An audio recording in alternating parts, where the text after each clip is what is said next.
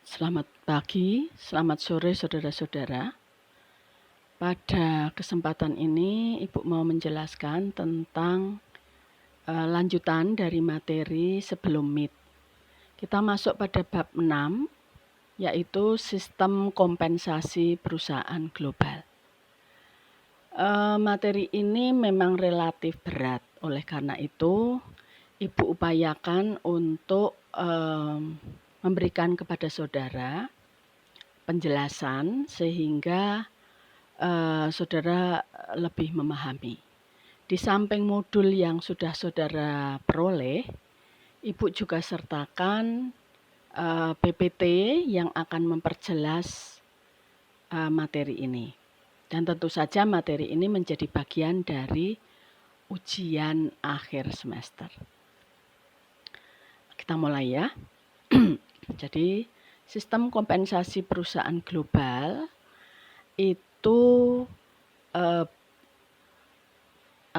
terkait dengan strategi bisnis. Jadi, strategi bisnis perusahaan itu berpengaruh terhadap sistem kompensasi. Terdapat 3 sasaran perusahaan terkait dengan kompensasi, yaitu yang pertama, pengendalian biaya tenaga kerja, kemudian menarik dan mempertahankan tenaga kerja, dan yang ketiga adalah memotivasi tenaga kerja. Kita bahas yang pertama, yaitu pengendalian biaya tenaga kerja. Jika suatu perusahaan itu melakukan strategi mendasarkan pada pengendalian biaya tenaga kerja, maka kita akan bisa lihat bahwa yang diutamakan, strategi yang diutamakan dalam pengendalian biaya tenaga kerja adalah pengendalian yang ketat dan minimal terhadap biaya tenaga kerja maupun biaya overhead. Sehingga realisasinya berupa penawaran upah per jamnya yang rendah. Nah, jika suatu perusahaan global menggunakan strategi ini, tentu saja perusahaan paham jika tidak disertai dengan strategi yang lain, maka karyawan akan melarikan diri, akan pindah ke perusahaan yang lain yang akan menawarkan upah per jam lebih tinggi. Oleh karena itu, perusahaan dengan strategi pengendalian biaya tenaga kerja dibarengi dengan strategi pemberdayaan sumber daya manusia. Kemudian juga ada penghargaan terhadap sumber daya manusia. Dan yang lain adalah sistem bagi keuntungan. Artinya, meskipun upah per jam rendah ataupun total upah yang diterima setiap bulannya rendah, tetapi setiap karyawan mendapatkan bagian atau saham kepemilikan terhadap perusahaan tersebut. Dan strategi ini ternyata cukup berhasil. Nah, salah satu contoh yang cukup berhasil adalah Walmart. Ya, merambah di hampir semua negara-negara Eropa, Walmart ini berhasil. Kemudian yang kedua, strategi yang kedua adalah strategi kompensasi menarik dan mempertahankan tenaga kerja. Strategi perusahaan ini biasanya dipakai dalam rangka terus mengembangkan pasar baru yang berteknologi tinggi. Jadi perusahaan yang mengambil strategi ini adalah perusahaan-perusahaan yang bergerak di bidang teknologi tinggi. Nah, bagaimana kompensasinya? Kompensasi menjadi daya tarik utama. Karena perusahaan yang berteknologi tinggi itu ciri khasnya adalah memiliki SDM yang inovatif, SDM yang multitalent, dan SDM yang profesionalis. Oleh karena itu, perusahaan ini tentu saja menawarkan kompensasi yang tinggi. Bahkan biasanya jauh lebih tinggi dari rata-rata kompensasi di pasaran. Pasar global tentu saja. Nah, besarnya atau tingginya kompensasi ini bisa dilihat dari besarnya prosentase terhadap total biaya perusahaan, yaitu berkisar antara 60-75% dari total biaya perusahaan. Contoh perusahaan yang menerapkan strategi kompensasi ini adalah Motorola dan Google. Strategi yang ketiga yaitu strategi kompensasi untuk memotivasi tenaga kerja. Strategi perusahaan ini mendasarkan pada bahwa kompensasi itu merupakan pemenuhan kebutuhan dasar hidup manusia. Saudara ingat teori motivasinya Maslow, yaitu yang paling dasar adalah kebutuhan fisik dan kebutuhan rasa aman. Sehingga perusahaan berasumsi bahwa jika kompensasi itu mampu memenuhi kebutuhan fisik dan rasa aman, maka karyawan akan termotivasi untuk berkinerja tinggi. Nah, unsur kompensasi yang memotivasi itu harus terdiri dari ada 3 unsur, yaitu kompensasi dasar, kompensasi kesejahteraan, dan insentif. Nah, kompensasi dasar itu cara memperhitungkannya adalah upah berdasar pada jam kerja ataupun ada gaji berkala. Kemudian kesejahteraan atau benefit bukan keuntungan ya di manajemen SDM. Bahasa Inggris dari kesejahteraan adalah benefit, meliputi ada asuransi.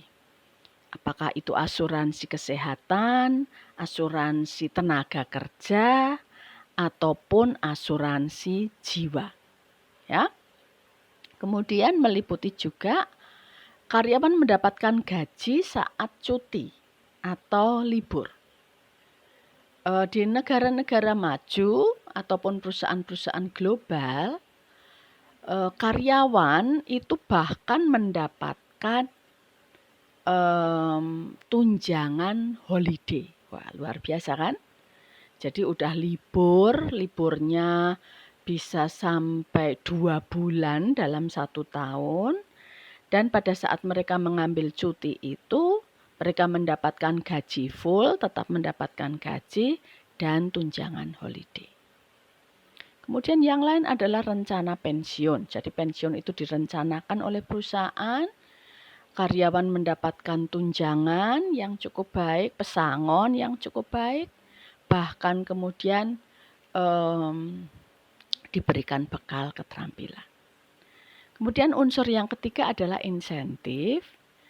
Nah, insentif atau upah perangsang untuk kinerja, nah tentu saja ini bersifat variabel. Variabel artinya jika karyawan bekerja baik, berkinerja baik, maka dia akan mendapatkan insentif yang cukup baik, cukup besar.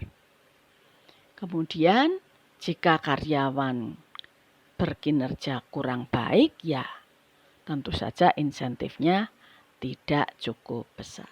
Ya. Kemudian slide yang berikutnya kita akan melihat bahwa tujuan kompensasi itu harus adil, baik itu secara internal maupun secara eksternal. Adil secara internal dan eksternal nanti kita akan pelajari di belakang, ya. Nah, kita bicarakan dulu bahwa kompensasi itu memiliki sasaran tadi yang kita bicarakan di depan, yaitu yang pertama menarik karyawan berkualitas, memeliharanya, dan memotivasi karyawan untuk terus bisa berkinerja tinggi. Kemudian sasaran kompensasi yang keempat dalam hal ini adalah sesuai undang-undang yang berlaku. Nah, kompensasi yang adil baik internal dan eksternal itu, ini ada beberapa sasaran tadi, diperoleh melalui yang pertama, untuk agar perusahaan bisa menarik karyawan yang berkualitas, maka dia harus survei upah. Nah, menarik karyawan berkualitas ini biasanya dengan strategi upah yang tinggi, di atas rata-rata. Nah, tahu di atas rata-rata, lebih rendah atau lebih tinggi dari perusahaan pada umumnya, ya harus survei upah di pasar tenaga kerja. Artinya, dalam industri yang sama, perusahaan-perusahaan global ini akan melihat di perusahaan X, yang satu industri dengan perusahaan kita misalnya, nah tenaga kerja rata-rata karyawan digaji berapa? Nah, kemudian perusahaan bisa menentukan, ya. Kemudian yang kedua, untuk memelihara karyawan yang berkualitas, maka perusahaan harus melakukan evaluasi pekerjaan, job evaluation. Nanti di belakang kita juga akan bicarakan ini. Kemudian juga untuk memelihara karyawan yang baik, tetap karyawan setia, tingkat retensi tinggi, tetap mau bekerja di perusahaan, tidak pindah ke perusahaan yang lain, ya harus ada unsur keadilan, ya. Jadi ada kepuasan kerja di sana. Kemudian yang ketiga, bahwa kompensasi itu memotivasi karyawan, maka di sana harus ada unsur menghargai kinerja yang baik, menawarkan insentif dan sebagainya. Kemudian kalau sesuai undang-undang yang berlaku, maka di sana harus ada dokumentasi catatan tentang SDM. Kemudian kita akan bicarakan yang disebut dengan evaluasi jabatan atau evaluasi pekerjaan. Apa itu evaluasi jabatan atau evaluasi pekerjaan? Ini di MSDM 1 seharusnya saudara sudah paham ya. Kita refresh kembali. Evaluasi jabatan atau evaluasi pekerjaan adalah suatu proses yang sistematis untuk menilai nilai relatif dari suatu jabatan. Apa yang dimaksud dengan nilai relatif? Nilai relatif adalah membandingkan antara satu jabatan, antara satu pekerjaan dengan pekerjaan yang lainnya. Nah, evaluasi jabatan ini yang akan dipakai untuk mengukur upah adil secara internal. Nah, rumus dari upah adil secara internal adalah, bisa dilihat di sana, input A dibagi output A sama dengan input B dibagi output B. Artinya bagaimana? Input ini menggambarkan tentang semua yang diberikan karyawan kepada perusahaan, yaitu berupa tenaga, pikiran, waktu, keterampilan, loyalitas, integritas, bahkan sampai mau menanggung risiko pekerjaan. Itu input. A adalah seseorang karyawan A. Dibagi atau dibandingkan dengan output. Output itu apa? Balas jasa yang diberikan perusahaan kepada karyawan A, yaitu kompensasi, penghargaan, dan seterusnya. Nah, input A dibagi dengan output A mestinya sama atau setara dengan input B, yaitu input yang diberikan karyawan B, dibandingkan dengan output yang diterima oleh B. Nah, upah adil secara internal baik A maupun B itu ada dalam satu perusahaan yang sama. Ya. Dan pekerjaannya dalam level yang hampir sama. Misalnya apa? A. Supervisor marketing, B. Supervisor produksi. A. Supervisor keuangan, B. Supervisor sumber daya manusia. Misalnya demikian. Ya. Kemudian upah adil eksternal. Nah, pembandingan A dan B itu inputnya sama, outputnya sama, tetapi antara A dan B ini pada perusahaan yang berbeda. Kalau internal itu ada dalam satu perusahaan, sedangkan kalau eksternal berarti itu perusahaannya yang berbeda, tetapi ada dalam industri yang sama. Jadi jangan membandingkan antara pegawai bank dengan perusahaan garment misalnya, meskipun sama-sama global, itu namanya tidak setara. Jadi harus dalam satu industri yang sama. Oke. Kemudian kita lanjut pada sistem kompensasi tradisional. Sistem kompensasi tradisional, karena ini masih beberapa perusahaan, meskipun perusahaan global masih ada yang menggunakan, ya, menerapkan. Kompensasi berdasar pada karyawan, ya. Kompensasi berdasar pada pekerjaan karyawan. Nah, ini menyangkut tentang gaji pokok. Kalau saudara ingat, ya, kalau saudara lihat bahwa seringkali karyawan itu digaji berdasarkan jabatannya. Nah, itu yang disebut sebagai sistem kompensasi tradisional. Jadi siapapun yang menjabat di situ, baik itu sebagai supervisor, sebagai manajer, mereka digaji sama. Padahal kinerja mereka bisa berbeda. Nah, ini yang nanti akan kita pelajari belakangan, bahwa ada berbagai macam cara menggaji kompensasi agar efektif. Jadi bukan jabatannya seharusnya yang dihargai, tetapi bagaimana karyawan itu melaksanakan pekerjaannya, berkinerja. Ya. Nah, sistem kompensasi tradisional ini perhitungannya melalui 3 faktor berdasarkan evaluasi jabatan, yaitu pertama pekerjaan yang spesifik, jadi job based system. Kemudian ada memperhatikan adil secara internal tadi, dan memperhatikan adil secara eksternal atau bersaing di pasar tenaga kerja. Nah, siapa yang menentukan? Ada komite di perusahaan tersebut yang disebut komite evaluasi jabatan. Meskipun komite ini relatif mahal dibayarnya, ya, dan kurang objektif, ya. Ada subjektivitas. Oleh karena itu kemudian dikembangkan sistem kompensasi yang berikutnya, yang lain, ya. Nah, kita melihat dalam sistem kompensasi tradisional ini,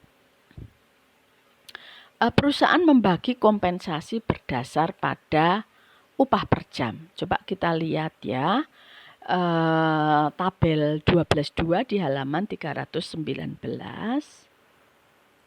Nih, kita lihat. Di sana ada sebuah perusahaan gitu, ya, diumpamakan.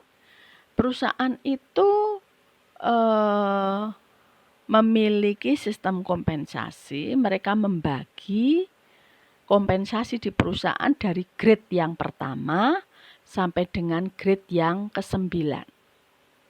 Ya, grade itu tingkat, ya. tetapi di dalam setiap grade itu juga ada ranknya, ada levelnya. Jadi ada step 1 sampai dengan step 7. Ya. Jadi saudara lihat dari tabel 12.2 yang berjudul Sample Schedule of Orley B Grades and Step.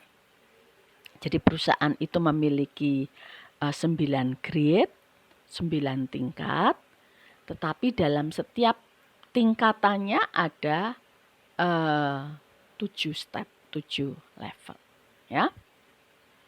Nah, ini nanti upah dihitung berdasarkan klasifikasi. Nah, itu tadi 9 grade dan setiap grade-nya terdiri dari 7 level. Setiap level naik 5%. Itu hanya salah satu contoh saja. Beberapa perusahaan sudah menerapkan model kompensasi yang demikian, ya, sehingga perbedaannya tidak terlampau mencolok. Saudara bisa lihat, saudara bisa tahu itu di BUMN, gaji direksi BUMN itu berapa? Garuda misalnya, yang baru saja Ibu baca kemarin. Ini baru gonjang-ganjing seperti ini, gaji direksi Garuda mau dipotong 50%. Berapa sih? Saudara tahu? 300 juta per bulan. Kemudian kalau saudara bandingkan dengan OB-nya, berapa juta mereka? Tuh. Nah, ini dengan pay grade seperti ini tidak akan terlampau jauh. Ya, saudara bisa lihat ini step yang pertama 5,15 dalam arti dolar ini ya, per jamnya ya. Nih, yang di sini cuma 29,37. Berapa kalinya cuma? Dikit toh? Nah, itu menggambarkan bahwa antara grade yang paling rendah, step yang paling rendah dengan yang paling tinggi tidak terlampau jauh. Nah, kalau yang 300 juta, OB-nya digaji berapa? Kan UMP. Ya kan? Misalnya di Jakarta, 3 juta paling. Berapa kali? 100 kali. Ya. Ini ya, jadi salah satu contoh yang bisa kita lihat. Kemudian Ibu menjelaskan juga pada gambar 12.3 halaman 320 ya. Di sana ada gambar scatter diagram ya. Kita bisa lihat di sana pay grade tadi yang 9 grade dan setiap grade-nya ada 7 level tadi, itu bisa kita gambarkan dalam gambar yang demikian ini ya. Sudah bisa lihat di sini gambar dalam bentuk sumbu X dan sumbu Y itu ya, kalau digambarkan level-level seperti itu, maka saudara bisa lihat di sini titik-titik ini adalah banyaknya karyawan. Karyawan yang mendapatkan kompensasi. Ya, jadi dari yang terendah di sini sampai dengan yang tertinggi. Ya. Kemudian grade-grade yang merah ini adalah kompensasi di atas rata-rata. Sedangkan ini yang bawah ini, yang hijau, ini adalah kompensasi di bawah rata-rata. Nah, kita lihat apa maksudnya.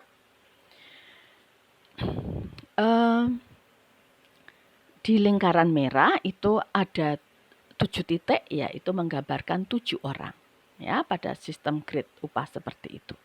Lingkaran merah menunjukkan bahwa karyawan tersebut saat ini dibayar lebih dari grade tertinggi. Nah, apa yang dihargai? Yaitu senioritas dan penghargaan lain. Sedangkan karyawan yang dibayar lebih rendah dari grade upah yang paling rendah sekalipun, pada grade-nya digambarkan di lingkaran hijau. Apa artinya? Nah, karyawan tersebut dalam masa percobaan. Ya. Oke. Kemudian grade upah yang overlapping. Saudara bisa lihat lagi pada halaman 320 ya tadi. Kalau saudara lihat di balok-balok itu, balok-balok hijau ya, balok-balok hijau gambarannya, bahwa balok yang berikutnya itu paling dasar dari balok berikutnya itu berada tidak di paling tinggi dari balok sebelumnya, tidak, tetapi balok yang berikutnya itu berada di tengah, ya kan? Jadi tidak dimulai dari yang paling tinggi kemudian dimulai dari paling rendah, tidak. Nah, itu yang disebut overlapping. Nah, apa artinya overlapping dalam grid? Ya, overlapping di sini sistem kompensasi memungkinkan adanya overlapping di antara grade upah yang satu dengan yang lain, tumpang tindih. Itu artinya upah yang tertinggi dari suatu grade lebih tinggi dari upah terendah dari grade upah di atasnya. Nah, di sini ada manfaatnya, ada keuntungannya, yaitu yang pertama, karyawan dapat ditransfer atau dipromosikan dari satu jabatan ke jabatan yang lain tanpa harus disertai kenaikan upah. Jadi bisa ditransfer, dipromosikan, bidang pekerjaannya yang mirip, tetapi tidak harus naik gajinya, ya. Kemudian, mengapa mereka tertantang? Ya ada hal-hal yang lain yang mereka inginkan. Kemudian karyawan dihargai dengan balas jasa dan senioritas yang meningkat meskipun masih tetap dalam pekerjaan yang sama. Ingat ya, kita berbicara di perusahaan global di mana orang-orang yang berada di sana adalah kaum profesional. Jadi bukan hanya sekedar mendapatkan upah atau gaji yang tinggi, tetapi mereka seringkali termotivasi karena pekerjaan yang menantang. Tetapi ini ada kekurangannya, yaitu promosi tidak berakibat pada kenaikan upah, bahkan pengurangan dalam kompensasi. Dan karyawan dengan grade upah lebih tinggi bisa membawai karyawan yang berada pada grade yang lebih rendah, tetapi mereka menerima upah yang lebih besar. Jadi sekali lagi bahwa bukan upah yang utama, tetapi pekerjaan yang menantang. Kemudian kita melihat dari sisi kenaikan upah. Kenaikan upah terjadi ada dua cara, yaitu yang pertama yang disebut across the board increases dan merit system. Apa itu across the board increases? Adalah peningkatan pendapatan disebabkan oleh tunjangan biaya hidup atau penyesuaian dengan tarif kompensasi dari pasar tenaga kerja setempat. Kemudian tunjangan biaya hidup ini akan mengubah setiap grade.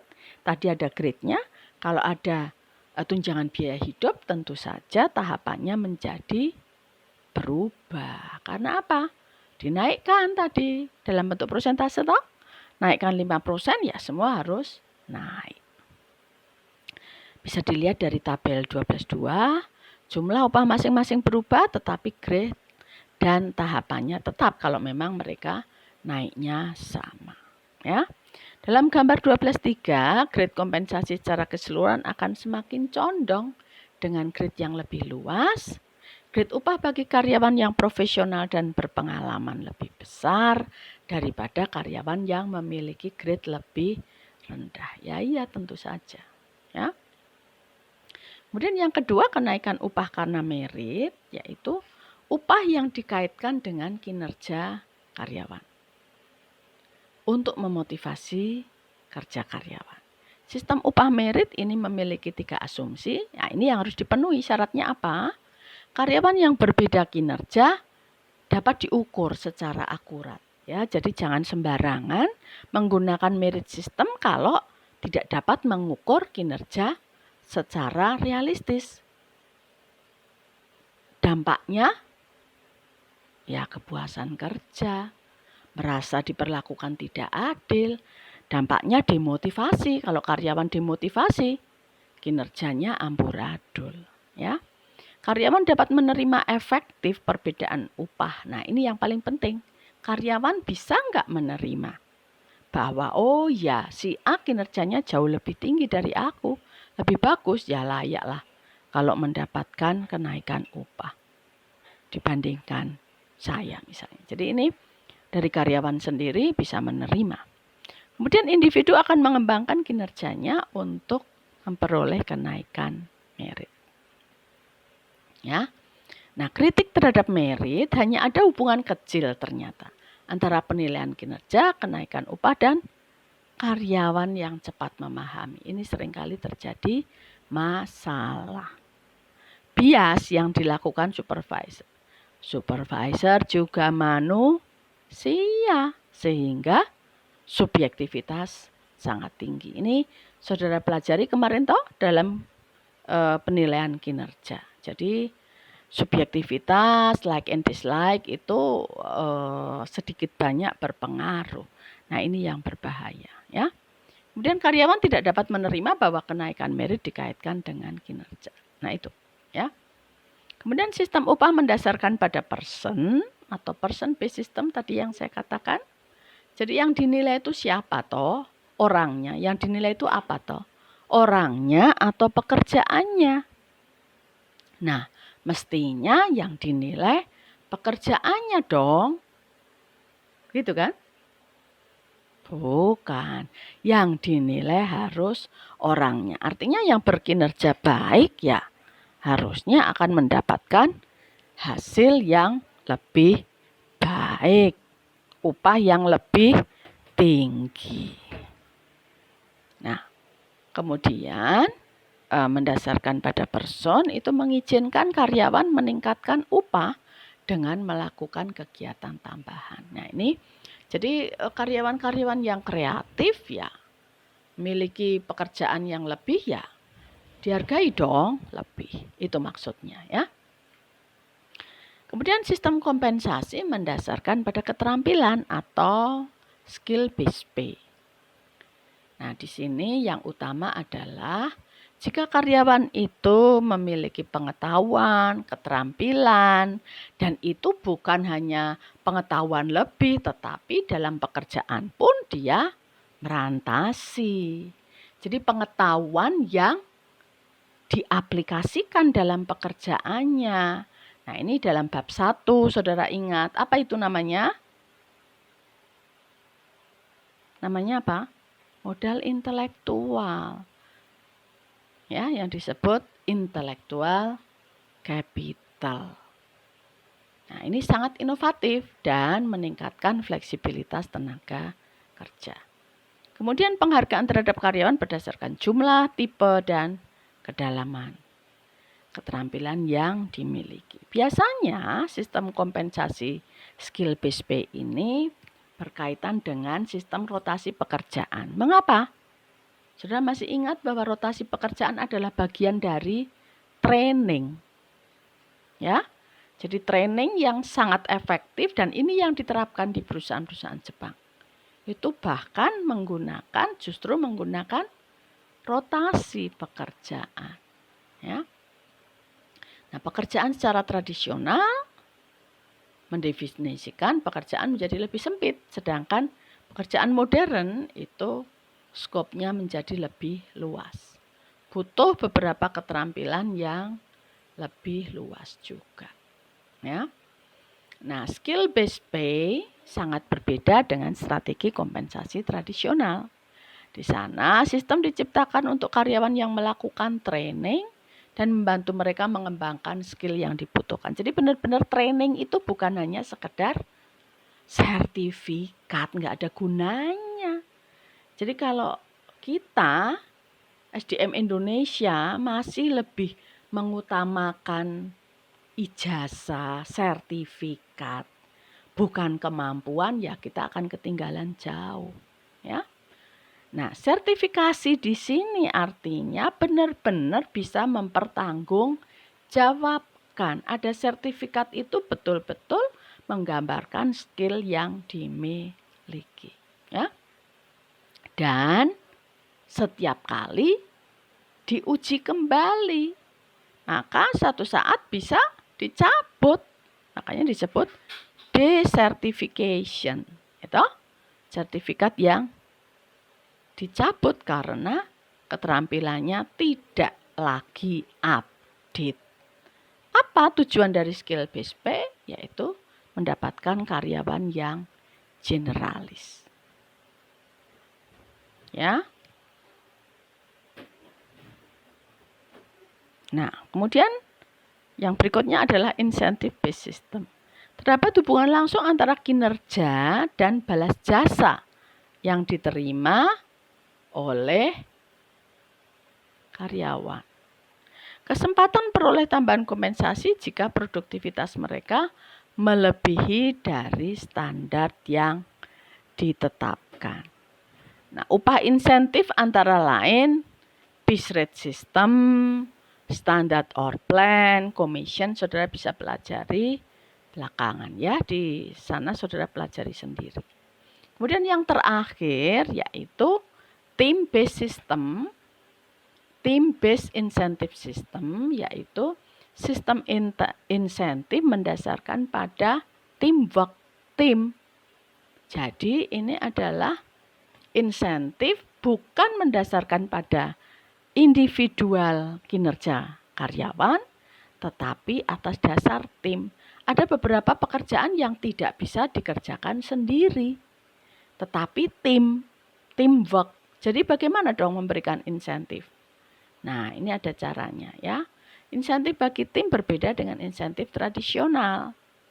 Tujuannya tentu saja ya tim ya. Tujuan dari hasil dijelaskan seperti ini.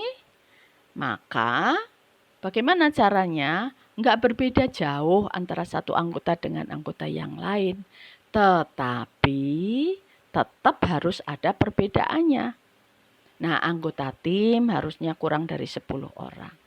Kemudian besaran insentif tiap anggota itu ditentukan dengan cara apa? Alat ukurnya adalah model ini 360 derajat feedback. Apa itu? Saudara ingat lagi penilaian kinerja karyawan yang mendasarkan pada semua unsur. Atasan, kemudian rekan kerja, kemudian penerima hasil pekerjaan kita, bawahan kita, dan diri kita sendiri. Maka seperti hanya lingkaran. Ya, oke. Sampai di sini saya berharap saudara bisa lebih jelas, sehingga nanti ada tugas setelah saya jelaskan.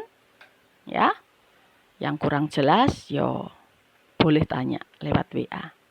Oke, terima kasih. Selamat siang, selamat malam. Dah.